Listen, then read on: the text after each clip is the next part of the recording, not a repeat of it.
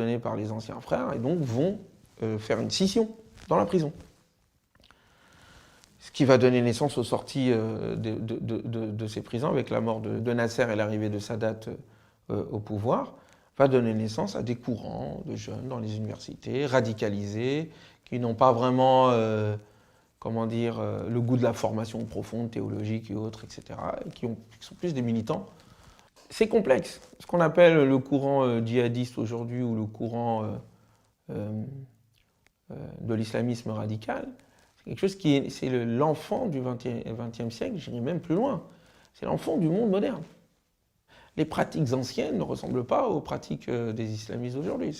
Les pratiques islamistes ressemblent plus aux pratiques modernes des gauches radicaux, des marxistes et des partis politiques contemporains.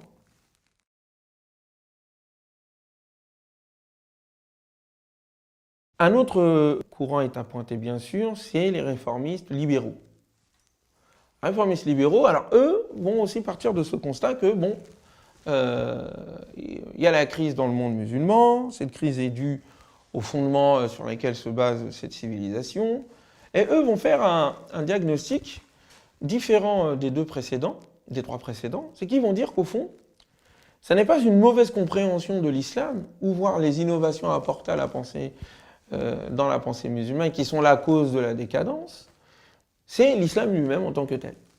En tout cas, certains le diront radicalement ainsi, d'autres diront, bon, c'est la pensée de l'islam, mais il faut restreindre l'islam à son domaine religieux, c'est-à-dire les pratiques, et puis tout le reste, on doit s'inspirer du modèle occidental.